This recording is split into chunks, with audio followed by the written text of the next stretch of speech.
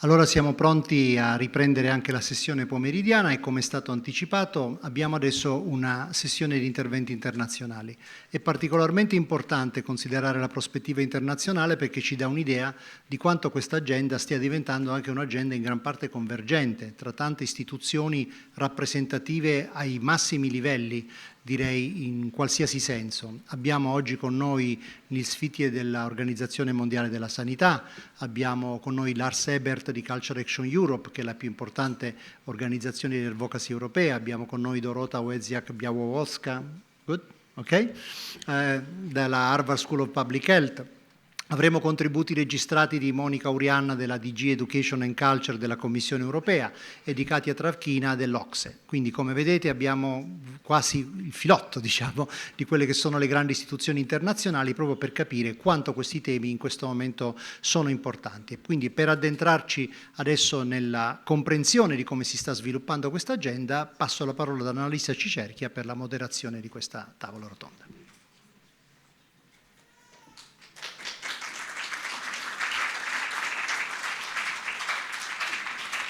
Grazie Pierluigi che ci lascia per una dei suoi impegni sempre sul fronte europeo.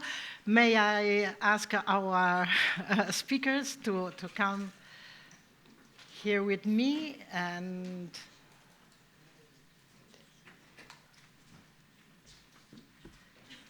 ok. Allora, darò la parola per primo a Nils Fietje che rappresenta l'Organizzazione Mondiale della Sanità nell'Ufficio Europa e molto di più. Nils, the floor is yours. Thank you.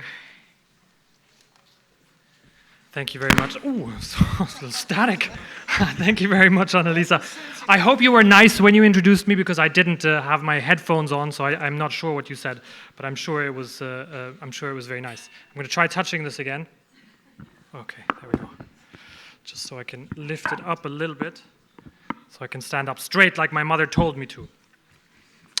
So thank you very much for the invitation. It's a pleasure to be here. It's a pleasure to see so many people interested in arts and health and culture and health in Italy. It's been a very rich conference already, I have to say. Lots of really interesting food for thought. I'm already going to start with something that isn't scripted. I've heard several times the mention of the WHO definition of health. And I thought it might be worth pointing out to you that the definition for health that WHO uses, which has been quoted several times here, and which everybody rightly is very fond of, is actually a conceptualization that dates back to a gentleman called Henry Sigarist, a Swiss historian of medicine who immigrated to the United States and who became a professor at Johns Hopkins for the history of medicine, in fact, one of the first professors of the history of medicine, who conceptualized health as not just the absence of disease, but a state of social, physical, and mental well-being. So already from the beginning of WHO, we have been borrowing from the humanities to conceptualize the way that we consider health. So I should say my name is Nils Fietje. I work for the WHO Regional Office for Europe in Copenhagen. WHO is divided into several global regions. I specifically work in the European region, although a lot of what I have to say has global relevance and global context. My main emphasis is on Europe. And within that office, I work within a team on behavioral and cultural insights. But enough about me. Let's start with the presentation. So I said I was going to give a bit of a history and a present and a future kind of outlook around arts and health.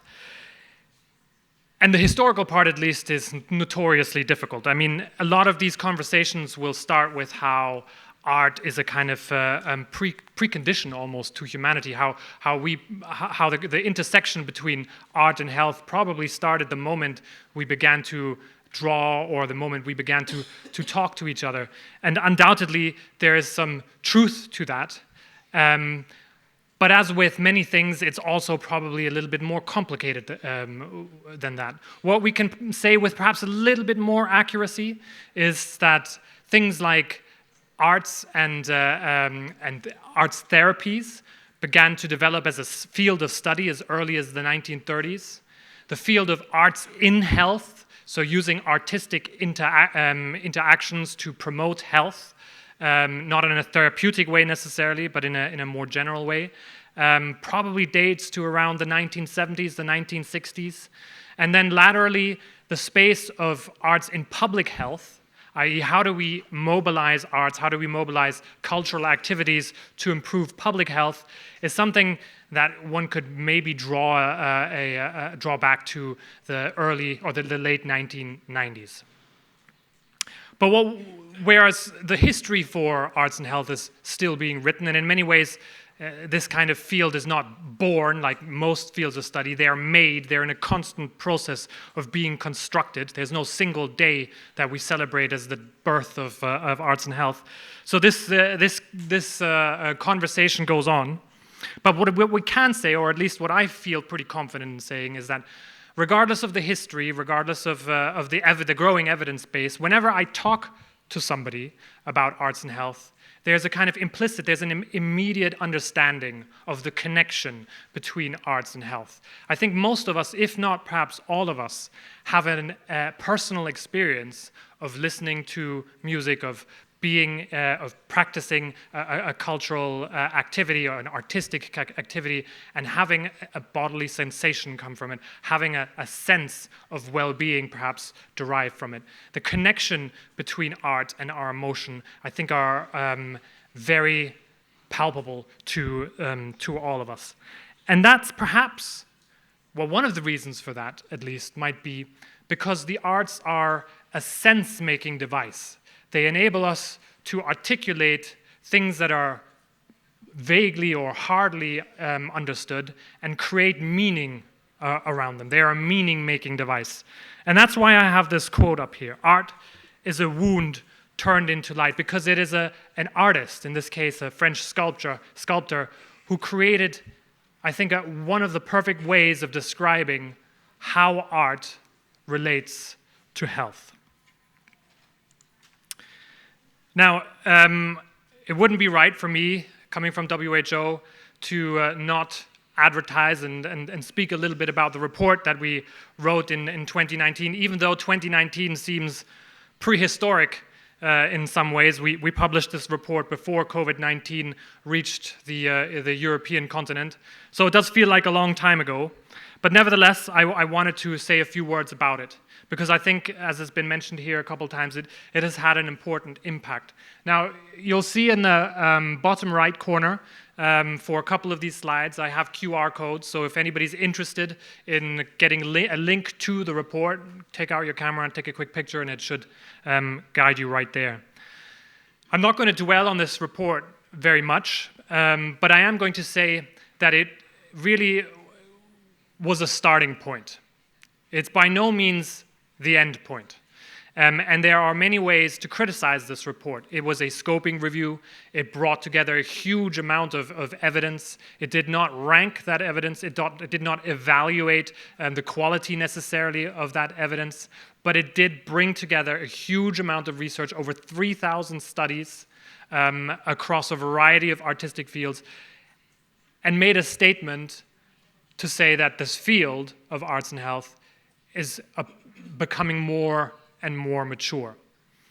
And it did so by looking at health promotion, illness prevention, and the treatment and management of disease. So across the kind of health spectrum, it brought research to bear to make a point that there are interventions that are showing promise in all those four major health categories. So I think that the way to look at this report, and the way that I like to talk about it, is, as I say, not as an end point, but as a beginning point to anyone who's interested in this space. Even though it was published in 2019, and even though much more has happened in the space, and in fact, Culture Action Europe, through its project Culture for Health, has since updated the evidence base and contributed yet more to the evidence base. But both of those documents are really good starting points. So anybody who's interested in arts and health and wants to know what's been done in a prison setting, wants to know what has been done in relation to Parkinson's disease, wants to know how arts and health might have had an impact on lung functioning, can use that report as a starting point to find some research on those topics. And that's what I think has been very useful about it. I'm going to go through a few projects that we've done since to talk a little bit about the kind of state of play currently. I won't talk about this very much, other than to say, for very obvious reasons, the war in Ukraine, but also the kind of rising challenge of forcibly displaced people in the world generally. 84 million people estimated to have been forcibly displaced in 2021 alone. This is, for obvious reasons, was an important piece of work. It's a policy brief that seeks to establish the importance and the role for arts and health in a space called mental health and psychosocial support. Again, this is not new. I think nothing that WHO does is ever new. But it was important to highlight that within that space, arts has an important role to play. For forcibly displaced people, but critically, also for the communities in which they are integrating. And I think that's one of the big takeaways from this policy brief, is to say that engagement in arts activities can lead to a greater sense of belonging and solidarity, both within forcibly displaced people, but also the communities in which they are. So it's a kind of a win-win. This piece that we published was kind of in response to the report, the 2019 report, drawing out the various factors, the various important policy recommendations that one might make in an intersectoral space. So obviously, like multidisciplinarity or interdisciplinarity, multisectoral action is a buzzword. Everybody wants to be doing multisectoral work. But the realities of doing multi-sectoral work are often quite challenging. We, in our organizations, we exist in silos. We don't necessarily know the people who work in one sector or the other. And sometimes we don't even have the beginnings of an idea of what to do together. And this is perhaps particularly true with the arts sector and the health sector. They're not sectors that traditionally have had a lot of interaction. They're not sectors that have traditionally worked together very much. So this policy brief was intended to let policymakers know not only that there was activity in this intersection between arts and health, but to also let them know on both sides that it's incumbent on them, it's important for them to begin creating spaces where arts and health projects can exist, where there's funding from both sides, where there's expertise coming from both sides. Because otherwise this space, as many intersectoral or interdisciplinary spaces, run the risk of falling between the cracks because nobody feels that they're responsible for it.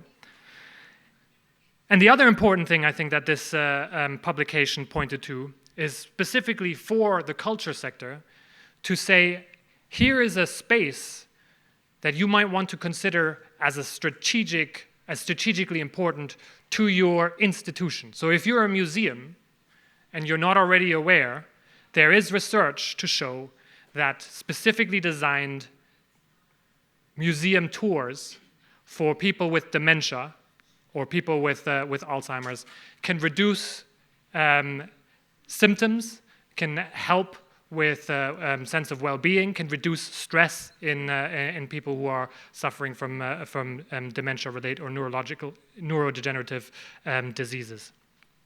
And those kind of opportunities are important for cultural institutions to be aware of.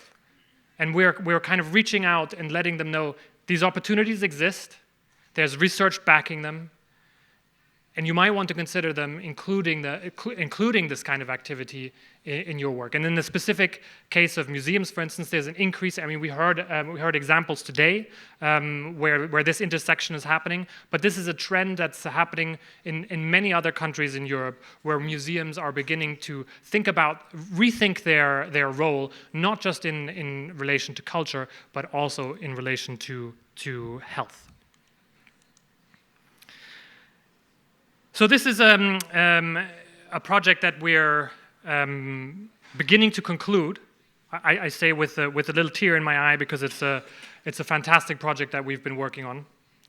And I'll maybe spend a little bit more time on this project because it's particularly relevant to this setting, given that we worked with partners in Italy, and one of the implementation sites was in Turin. And in fact, Ilaria, our partner, is sitting in the audience and was the driving force behind the Italian implementation of this project. So thank you very much, Ilaria. This is an arts and health intervention for which there is a substantial amount of clinical evidence. And that was really important for us at WHO when we selected an intervention to implement. After our report, we got a number of questions from our member states saying, okay, well, we see there's evidence, we see that there's momentum, but what next? What do we actually do with this information? What do we work on? How do we implement? Practical questions. So we decided we were going to start a project that was going to look at implementation, the implementation of an arts and health intervention. We had several partners that we worked with. Initially, it was Denmark and Romania, and Italy came to us a little later. And we looked at arts and health interventions with a good clinical evidence base. We ended up deciding to go with music in motherhood, which is an intervention aimed at mothers who are experiencing postpartum depression, low mood, anxiety, all the way up to postpartum depression. And the intervention is really very simple. It basically gathers mothers who are scoring have a certain score on a clinical scale, the Edinburgh Postnatal Depression Scale.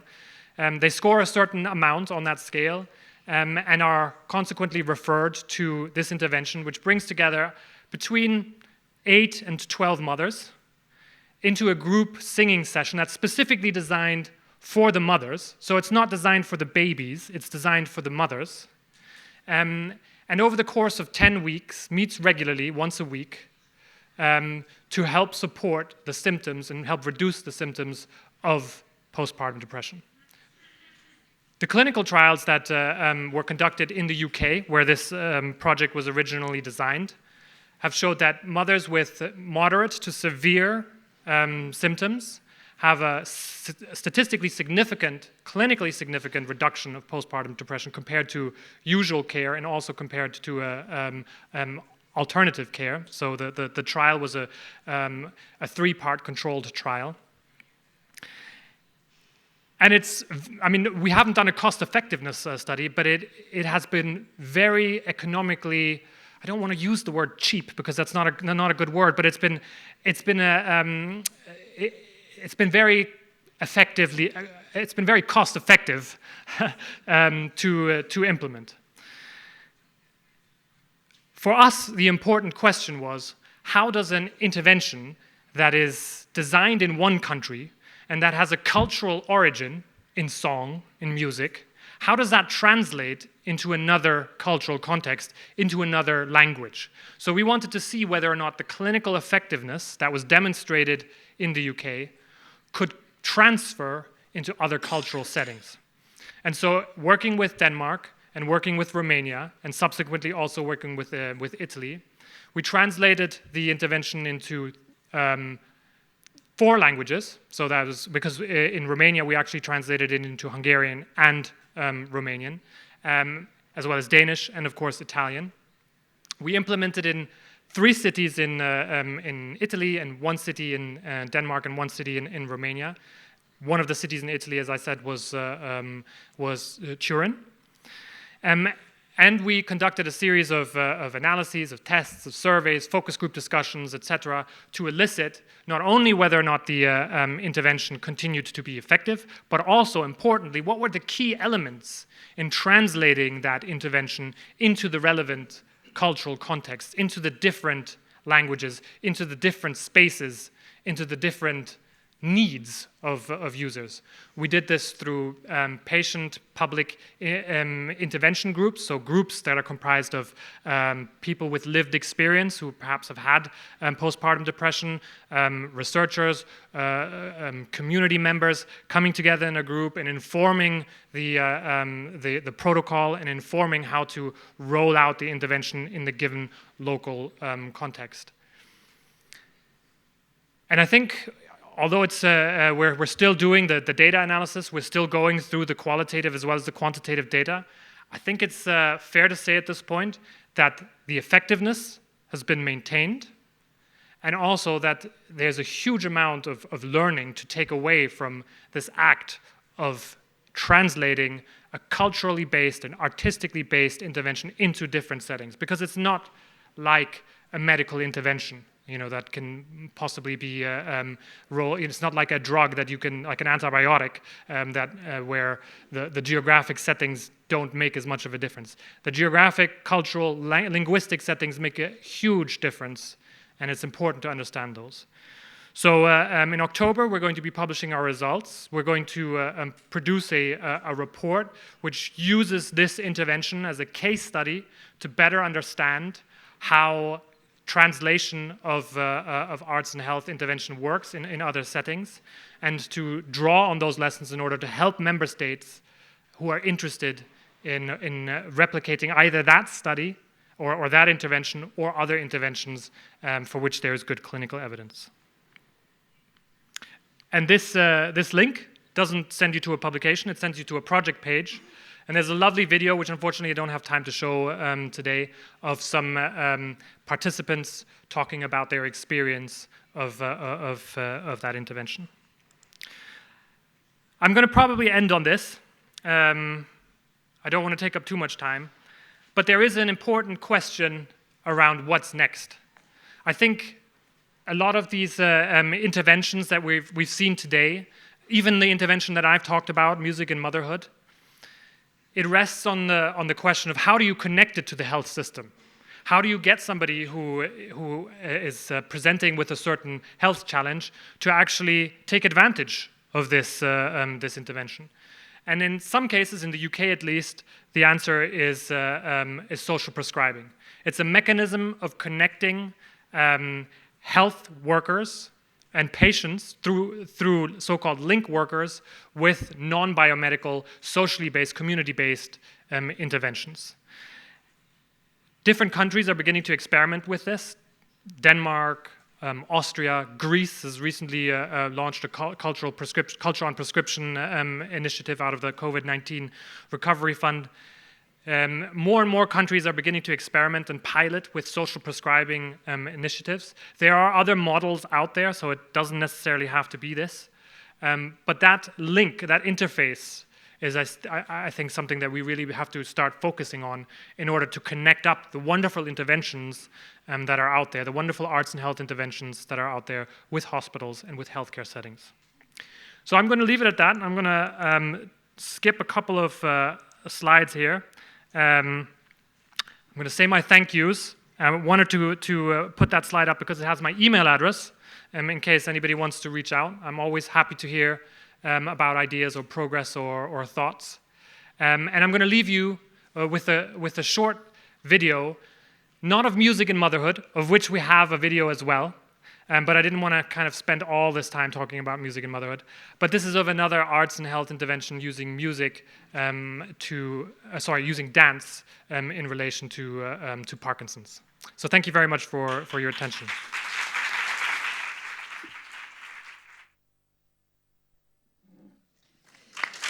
Thank you, Nils. Thank you. Thank you. And now it's turn to Lars Ebert, and Lars ci parlerà del progetto che appunto Nils ha citato, Culture for Health, che oltre a fare altro anche ha aggiornato al 2023 lo studio pubblicato dall'OMS nel 2019 e ha aggiunto molto di più. Thank you, Lars. Thank you so much, Annalisa, and thanks for the organizers for inviting me. It's really a wonderful experience to be here all day and to hear of your project all morning. And if I'm a little bit further in my presentation, you will understand why it is so exciting to be here and to share all these experiences with each other. I want to also thank from this position already the translators, which made it for me possible to follow in a wonderful way this morning. It's great to have this luxury opportunity. I'm going to take a few slides to tell you a little bit about Culture Action Europe, because I assume that it is not known to everyone. I mean, Pierluigi and Annalisa talk in a very generous way about us, and I think it is a well-known organization in some circles, but I assume that it's maybe interesting for you to understand a bit more what we do and why we do it. We are first and foremost a network, and then a network of networks, which is very particular. We started out almost 30 years ago when a lot of European networks felt the urge to become more political and impact on what was happening in Brussels. So they came together and set up Culture Action Europe. And with time, we expanded that membership to cultural organizations and individuals, so that today we are more than 200 members, and probably the voice that can claim with some evidence that we are at least representative for the diversity of the cultural sectors in Europe. We believe in the value and values of culture and its contribution to the development of sustainable and inclusive societies. And I think this is, of course, a sort of very broad and open vision. But to make it more concrete, we are advocating the arts and culture as a fundamental building block for the future of Europe. And advocacy, of course, is a bit of a vague term. I'm new in my job, so I can kind of dare to make mistakes. So I'm making purposeful mistakes. My colleagues urge me to use the word advocacy, but in reality, I think it's really lobby. We are leading a lobby for the cultural field, and lobby is a dirty word because it's like the farmers and the oil industry. But I mean, we are the good guys, so I dare to say we are on the light side of the spectrum. I mean, lobby and advocacy needs to come from somewhere. I mean, I can't just propagate my opinion, so I think the network is really important. We are in a sort of constant conversation with our members, and that's how we form our opinions. So when we talk about policy recommendations and policy papers and impacting on policy, again, I mean, I'm trying to replace that word with politics. I think we are a political organization, and we see ourselves as a political body that wants to impact on political frameworks, which are often, connected with money. Our strategic focus until next year is, you see, first place, culture, health, and well-being.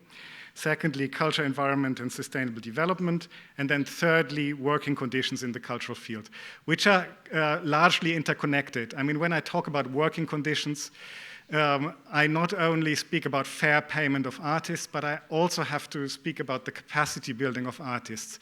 Can we responsibly send an artist into a nursing home for elderly people to just ramble around with their participatory practices that they've learned at art school? I think the answer is obvious. No, we need to look at frameworks, how we can develop ethical frameworks in which that is made possible for the benefit of all of them, including the artists. So how do we work? Advocacy/lobbying is for a big part, I would say, decoding and encoding.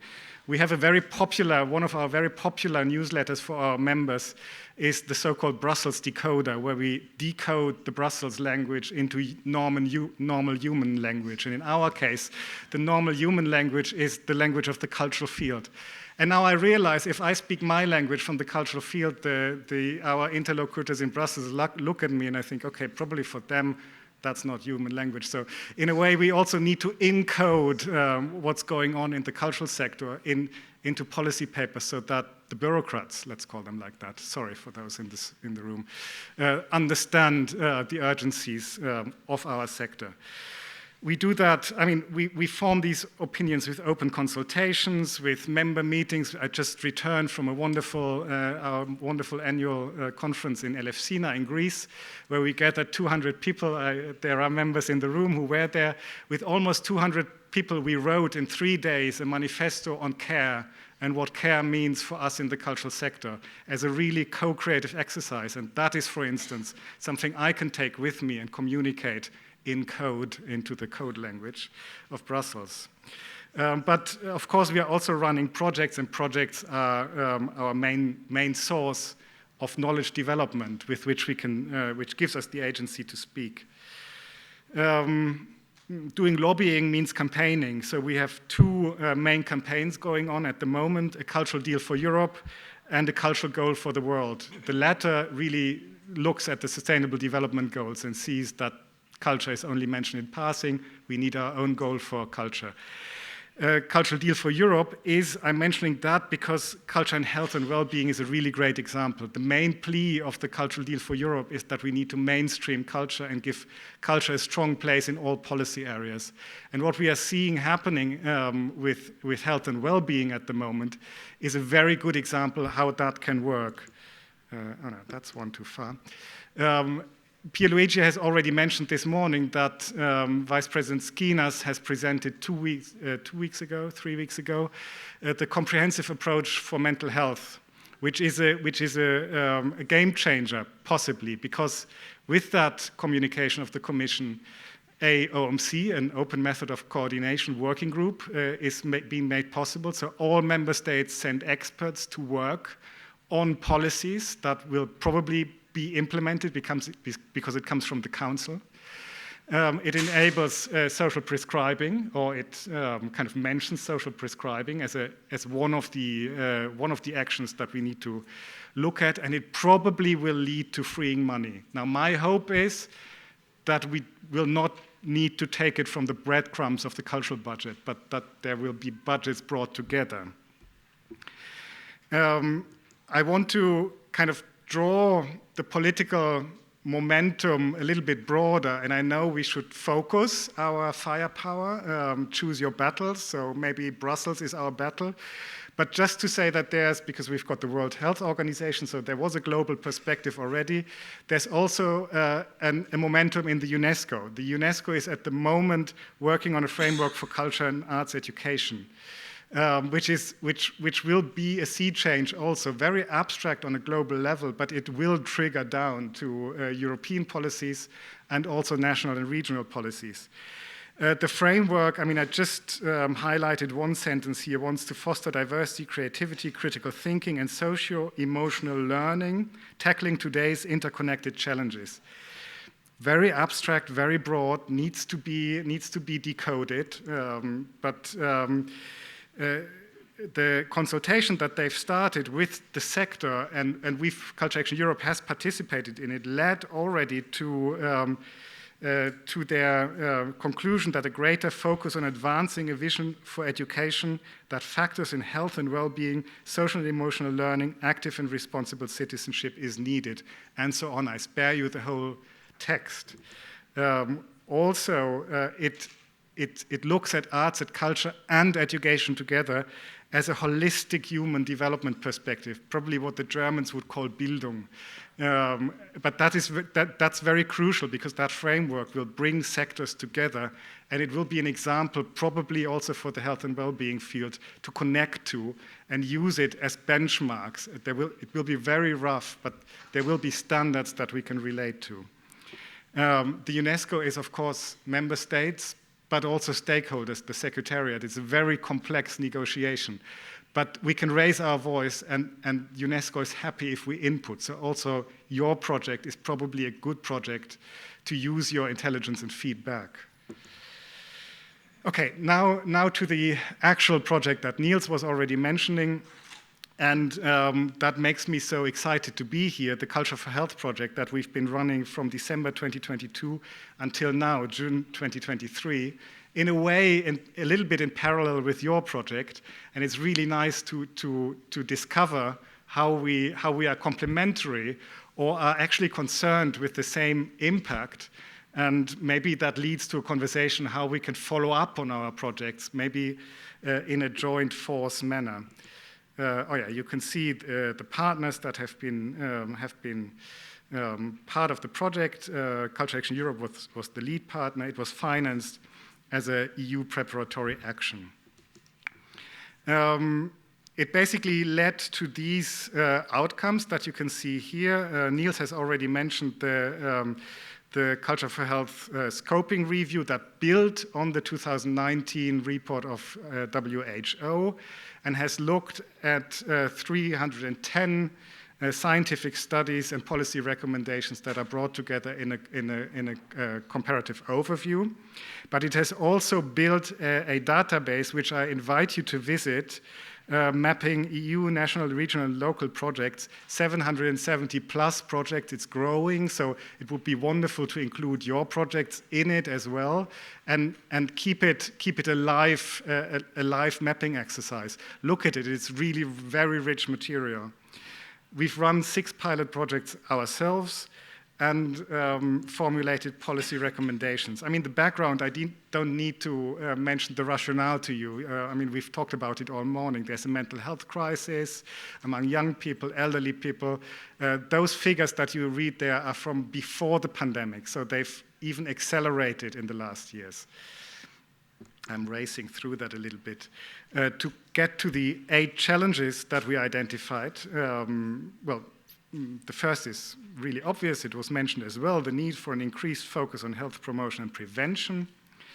The growing mental health crisis that was acknowledged by the comprehensive approach of mental health on EU level already, so let's hope that triggers down to national level as well.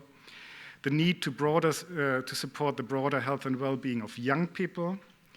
The ongoing challenges in the labor market and patterns of work and the economy. An aging population, big issue worldwide. The association between ill health and patterns of inequality. Promoting active citizenship, and I'm happy that Nils mentioned that as well, difficulties faced by forcibly displaced people in the EU, obviously not only in the EU, but this project has focused on the EU. Now there are 4 areas of attention that you will also find as structuring principles of the report. I'll just mention the first 3, culture and health, culture and subjective well-being, and culture and community well-being, with prevention and promotion, management and treatment in culture for health. Then in the subjective well-being, personal fulfillment and engagement, personal orientation, experiences of emotions, personal evaluations of life, and really meaning-making, especially important in times of isolation in pandemics. But then the community well-being focused on social inclusion, school and work-related well-being, quality of built environment and well-being. We've already heard the architectural contribution this morning, and community development. Now the 6 pilot projects, one we've already heard about, the Music and Motherhood project, and I'm not going into all of them, but maybe just in an exemplary way to explain the image on the very right hand, a project from the central Denmark region, where a cultural collective has furbished apartments in certain time periods where dementia patients can spend an afternoon, and their long-term memory is triggered by experiencing an environment that they may have experienced as a kid or as a young person, which had significant effects on their anxieties, for instance, which was gone for weeks afterwards. I mean, you can read more about that project also on the website. I'll skip through these just to save time and get to the policy recommendations. Of course, we need dedicated strategic and financial support. Let's hope that, at least on EU level, things are changing at the very moment. Knowledge and awareness building, I think that's happening in your project as well. I maybe want to say a few sentences about training and peer learning, because my observation is a little bit that a lot has been happening in all the different sectors already. Nils has mentioned what we call the social turn in the arts that gained momentum in the 90s with a lot of community art projects, social and health related projects that have grown everywhere in Europe, and also related educational programs in higher education that prepare artists to be responsible interveners in social contexts. And it would be very worthwhile mapping these initiatives, which are scarce, they are not everywhere, but that should grow all across Europe, and see how they can interrelate with the educational programs of the healthcare sector, for instance, and how we can map graduate profiles, for instance. Just to give you the key resources that you can find, the WHO report, of course, Nils has shared the QR code, but on our website you can find the big report of the Culture for Health project and the summary, but also on the very right hand, the gray one is a compendium which translates the findings into a kind of manual and do's and don'ts and case studies for cultural organizations that want to work with health and well-being. The summary is also available in Italian. And the summary is not available in Italian? Yes. Is it? Yes, because we did it. You did it. Oh, I'm so sorry. I'm so sorry. Big applause for that translation. It's available in Italian. Thanks, Annalisa, for mentioning it. I just want to share. Don't have I mean, that's my last slide. So I'm missing one slide that I kind of made up in my mind while listening to the morning conversation. I think what would be important for me when we think about follow-up projects, and I think we need to think about follow-up projects. I mean, it's a self-criticism towards our own organization mainly. And it's expressed in the title Culture for Health. I think we need to shift the perspective a little bit. I don't want to go into the direction of the critique of instrumentalizing culture. I think it's fine, it's an ongoing conversation, it's always happening, but I think we should turn it into culture and health. And when I look at the conversations this morning, also within our own project, the paradigm that we use is the healthcare, well-being paradigm, and we look at what can culture do. I found this morning, I mean, many case studies were fantastic, but also the film that we saw about the general practitioner that went with the twins, autism twins, to the museum and had a fantastic experience. That's wonderful, but I'm kind of, for me, from the cultural perspective, they are exploring an audience development issue in a way. Medics coming into a museum, it's fantastic. It's a win-win situation. But how can we get to the 1+1=3 situation, where we shift from audience development to participatory thinking? Where we can sit together with the museum curators, the medics, and really think about how do we design new co-authored, co-created offers that benefit both the museum and the healthcare sector, and design common ground. So in that sense, maybe like, I don't know, in other disciplines like memory studies, which is an academic field that involves many disciplines, maybe we need to think more in terms of an academic field where medical studies, nursing, the arts, participatory practitioners come together and define a new field in which we build common ground that is new and that is owned by all of us. And maybe I keep it to that. Thank you.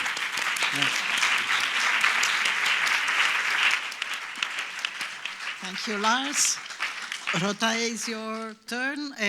Dorota porta un contributo ulteriore di cui si è parlato non ancora abbastanza oggi, che è quello, che è quello della ricerca, che ovviamente c'è dietro tutto questo, e quindi la ascoltiamo con grande piacere. Dorota, Grazie mille per presentarmi, buonasera.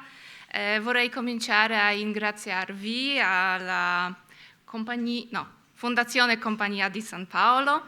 Questo evento è molto piacevole, molto interessante e molto ispirante per me. And I think this is the point. I should switch to English, otherwise you will have a mixture of English and Italian in my presentation. I was invited to this event by the organizers, and I was requested or asked to present a little bit of scientific evidence from Europe, from outside of Italy. And probably it's because I am a researcher who is involved in this type of research for more than 10 years. It started when I worked for the European Commission Joint Research Center, when I was involved in the project of creating C3 Monitor, a tool which compares cities. And the instrument is okay, but other projects I was involved in dealt with poverty, lack of quality of life, insufficient education, insufficient other stuff. So from my perspective, at that moment of my life when I felt quite low, these were sad projects. So I decided to change my life. I moved from the European Commission to another place. It happened to be Harvard University, to the project called SHINE, Sustainability and Health Initiative of Net Positive Enterprises. Sounded positive, but I ended up in the place where we had a project on workers' well-being. Sounded positive, but in developing countries, like Cambodia, Sri Lanka. So again, I ended up with sad projects. Fortunately, Harvard Human Flourishing Program found me there, and that's where I started working on this positive side of science. This is when I got aware of these trends like positive psychology, positive health, positive epidemiology even, where there is less focus on this traditional health approach when we look for factors related to ill health prevention and health risk mitigation, so factors which can help us cure diseases. Instead, we try to identify and promote positive stimuli, positive factors which could be beneficial to health, longevity, well-being, and even resilience. And actually, these factors can be classified into various groups. I here present one classification which distinguishes social factors, psychological factors, and behavioral factors. And we heard about some of them today. We have quite good evidence showing that better social integration, social connectedness are beneficial for our health and for well-being. They even contribute to longevity and healthy life expectancy. Psychological factors such as optimism, happiness, having sense of meaning in life are well evidenced to contribute to reduce risk of various diseases, including cardiovascular disease and lower risk of dying. And finally, these behavioral factors in which we have arts engagement and participation in cultural activities are related to our behaviors. And again, various examples such as morally right and just behaviors, or religiosity and spirituality, so meditation, religious service attendance, again, are known as contributing to better health or reduce risk of dying, suicide, better mental health, physical health. But the focus of today's meeting is arts engagement, receptive and participatory. And I think this distinction is quite important. I am pretty sure most of us feel it. Maybe some of us are well aware, but the effects of receptive engagement and participatory engagement can be different, actually. And I would like to present you some of them. So let me start with this receptive arts engagement. So examples here are going to the theater, concerts, opera, museum, art galleries, etc. So we go somewhere, we observe, we watch, we listen to.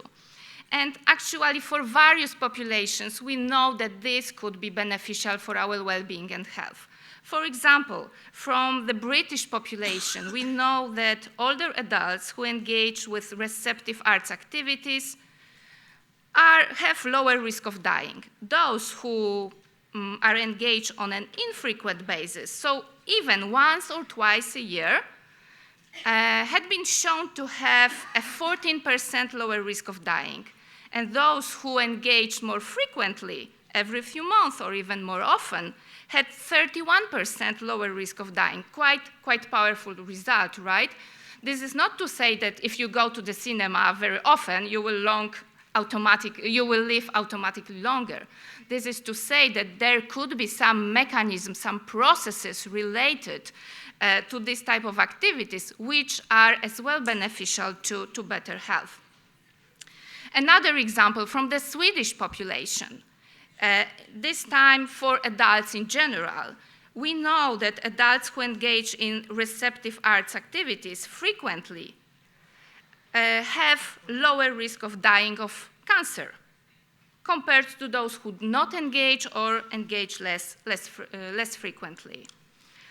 And an example from the Polish population, again, adults who engage with more receptive arts activities, so more often or with the higher number of activities, report better health in the future. Self-reported health is very important and powerful determinant of this objectively measured health. And final example, again, from the British population. I want to bring some controversy here because we are talking about this power of cultural and creative activities, but there is still some room for improvement, for more evidence. And actually, in one of our studies, which I conducted with Pierluigi and my beloved husband, let's say, and colleague, I don't know how he would react to the order, shows that participation in cultural events at least 3 to 4 times a year is associated with higher, better life satisfaction, greater happiness, and lower strain or stress. But we also found, quite surprisingly or unexpectedly, that it is also associated with feeling less calm and peaceful, with lower ability to enjoy day-to-day activities and lower ability to overcome one's difficulties. And actually, it made us start thinking about the intensity of exposure, of intensity of attending these cultural events. Maybe this was overuse or underuse. Maybe there was some overstimulation. I can assure you, Pierluigi came up with a very elegant and credible justification. You can check in the paper, but it was also inspiring for us what we should start thinking about in the future.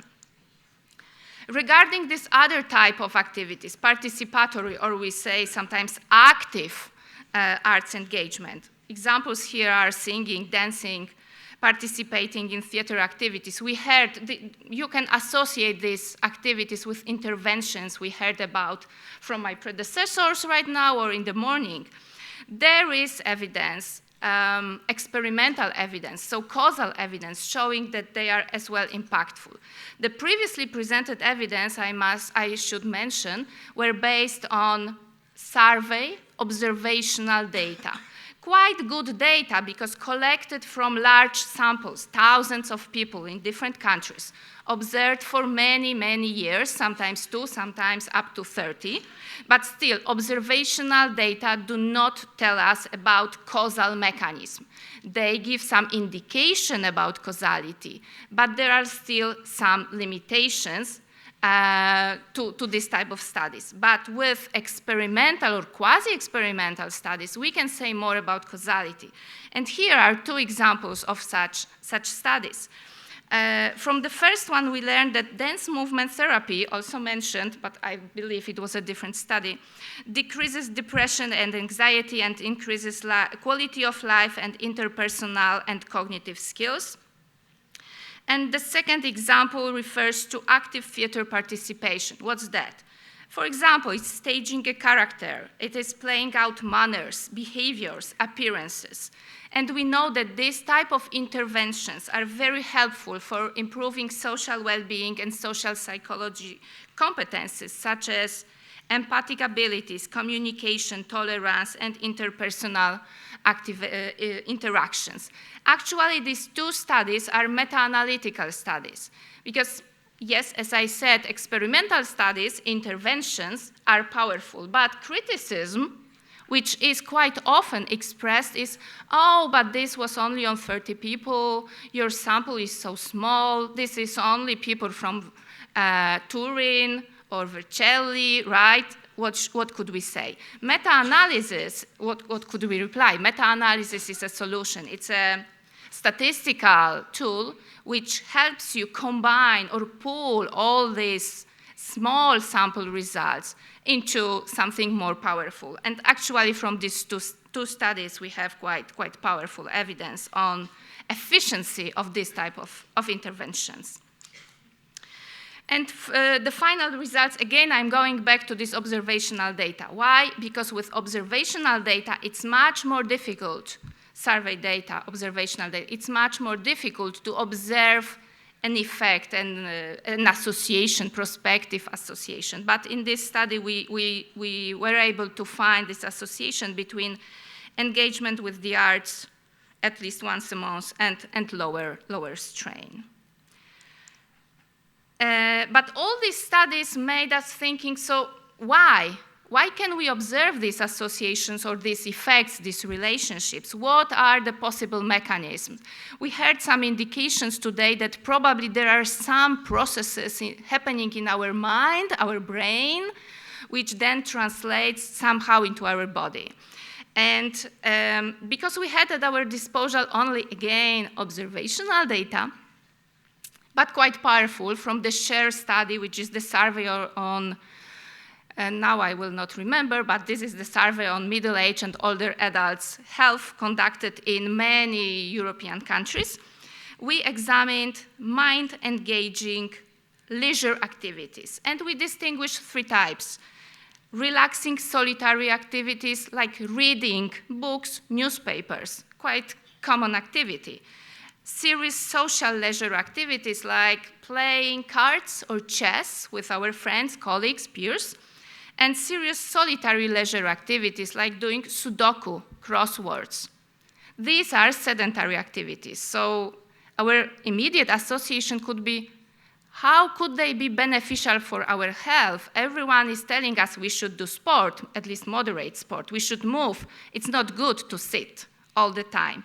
But actually, we found that even if sitting, let's say, but using our mind in these simple everyday activities, we can probably see some impact. What we found was these prospective associations that after 4 years, when we engage in certain types of these activities, we can see that these people had middle-aged and older adults from Europe had lower risk of death, regardless of the cause of death, lower risk of depression, lower risk of experiencing limitations in mobility, lower risk of feeling pain, feeling full of energy. They had better time orientation and were more positive about their future life assessment.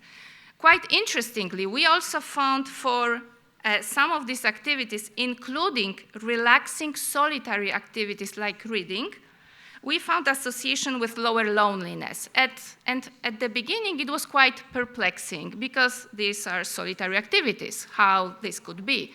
But it appears, and there is evidence from other studies that when we start reading and we are able to emerge in the story we read about, sometimes people are able to create this type of relationship, connections with protagonists, is it Italian or English? I don't know, but you will remember, which are in these books. So there is a possibility even to feel less lonely by reading.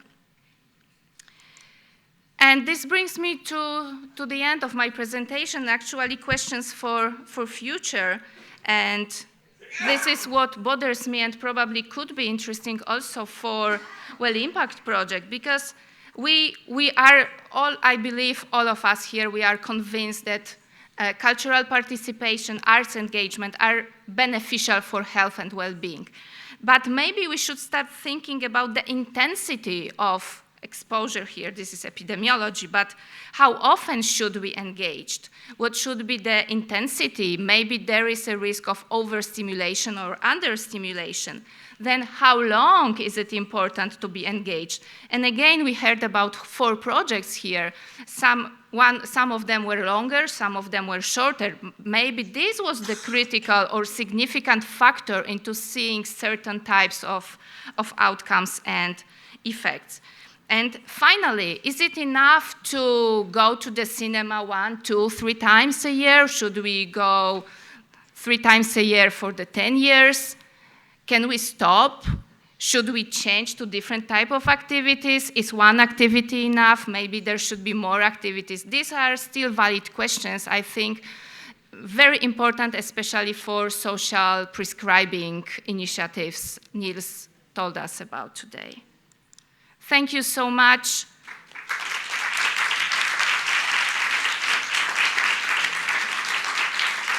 This is my email address. I'm happy to answer questions and talk about these activities and research with those who are interested. Thank you. Thank you, Dorota, very much. Now, I thank you all our guests in person. And now we have 2 videos that I will ask our colleagues to send. The first is Ekaterina Travkina. She is very active at OECD, and she has contributed very much in orienting and suggesting, also in very topical moments, the idea that the arts and the creative sector can contribute to health and well-being. And e a questo punto io vi saluterò anche nel frattempo e lascerò scoperta l'intervento di Monica Urian, che è una cara collega alla Commissione europea, e purtroppo il treno non mi aspetta. Grazie per la pazienza e grazie a tutti per i contributi e le numerose idee e informazioni che sono state messe in circolazione, e buon lavoro.